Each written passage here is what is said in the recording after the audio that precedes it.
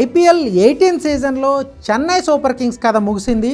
ఈ సీజన్లో play of race నుంచి ఎలిమినేట్ అయిన తొలి జట్టుగా చెన్నై నిలిచింది. దాదాపు ఐపీఎల్ చరిత్రలోనే 5 సార్లు ఛాంపియన్గా నిలిచి మోస్ట్ సక్సెస్ఫుల్ టీమ్గా ఉన్న చెన్నై సూపర్ కింగ్స్ ఈ సీజన్ ఆరంభం నుంచి కూడా ఒక ఫ్లాప్ షో అయితే కంటిన్యూ చేసింది. వరుసగా హోమ్ గ్రౌండ్లో ఎన్నడూ లేని విధంగా 5వ మ్యాచ్లోనూ ఓడిపోయింది.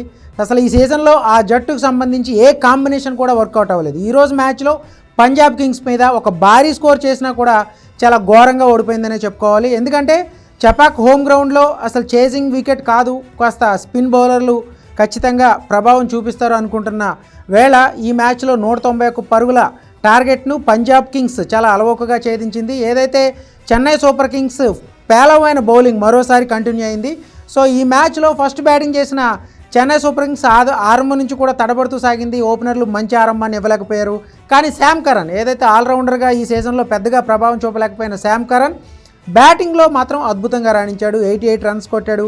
సెంచరీ చేజార్చుకున్నప్పటికి కూడా చివరిలో బ్రెవిస్ కూడా ఒక మంచి ఇన్నింగ్స్ ఆడడంతో 190 పరుగులు చేయగలిగింది. కానీ ఒక దశలో కనీసం 220 నుంచి 230 పరుగుల వరకు చేయగలిగినట్టు కనిపించింది చెన్నై సూపర్ కింగ్స్. కానీ చివరిలో చాహల్ ఒకే ఒక ఓవర్తో మ్యాచ్ను మొత్తం పంజాబ్ వైపు తిప్పాడనే చెప్పుకోవాలి. ఎందుకంటే ఆ మ్యాచ్లో ధోనీతో పాటు కీలకమైన 3 వికెట్లు, మొత్తం 4 వికెట్లు తీశాడు అదే ఓవర్లో, హ్యాట్రిక్తో సహా.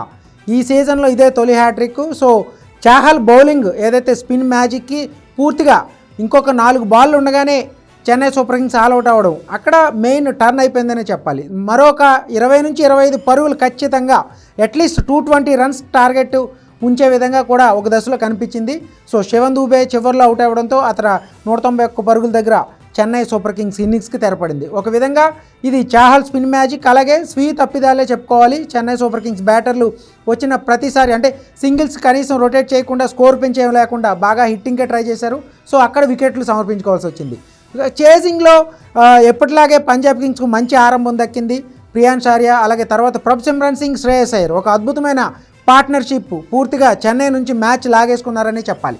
వీళ్ళిద్దరు పార్ట్నర్షిప్ బ్రేక్ చేయడానికి చెన్నై బౌలర్లు ఏమాత్రం ప్రభావం చూపలేకపోయారు.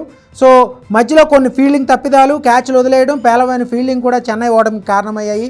పంజాబ్ కింగ్స్ చివరిలో కూడా కొన్ని వికెట్లు చేజార్చుకున్నా కూడా అప్పటికే శ్రేయస్ అయ్యర్ మెరుపుల కారణంగా దాదాపు మ్యాచ్ విజయం ఖాయమైపోయింది. సో ఈ ఓటమితో చెన్నై సూపర్ కింగ్స్ లీగ్ స్టేజ్లోనే ఇంటిదారి పట్టింది. ఇక మిగిలిన 4 మ్యాచ్లో గెలిచినా కూడా ఎట్టి పరిస్థితుల్లో ఈ సీజన్లో ఇది ఆ జట్టుకి మనకి చూసుకుంటే కనుక కేవలం 2 విజయాలే, 8వ ఓటమి. ఇక మిగిలిన 4 మ్యాచ్ల్లో గెలిచినా ఖచ్చితంగా 12 పాయింట్లే అవుతాయి. కాబట్టి ఎట్టి పరిస్థితుల్లో ప్లే ఆఫ్కి వెళ్ళే ఛాన్స్ ఉండదు. ప్లే ఆఫ్కి వెళ్ళాలంటే అట్లీస్ట్ 14 పాయింట్స్ ఉండాలి, లేదంటే 16 పాయింట్లు ఉండాలి.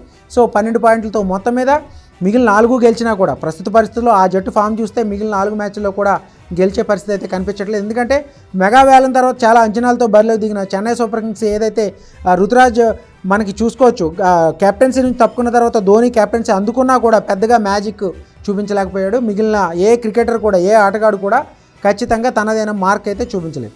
సో మొత్తం మీద it the same time Punjab Kings కీలకమైన మ్యాచ్లో గెలిచి టాప్ 2లోకి దూసుకొచ్చింది 13 పాయింట్లతో. సో ప్లే ఆఫ్ రేస్లో ఆర్సీబీతో పాటు పంజాబ్ కింగ్స్ కూడా మరింత చేరువైందని చెప్పాలి, దూసుకెళ్తున్నాయని చెప్పాలి. మొత్తం మీద చెన్నై సూపర్ కింగ్స్ ఈ విధమైన ఫ్లాప్ షో పూర్తిగా ధోని అభిమానులకు కానీ, సిఎస్కే ఫ్యాన్స్ కానీ తీవ్ర నిరాశ మిగిల్చిందనే చెప్పాలి.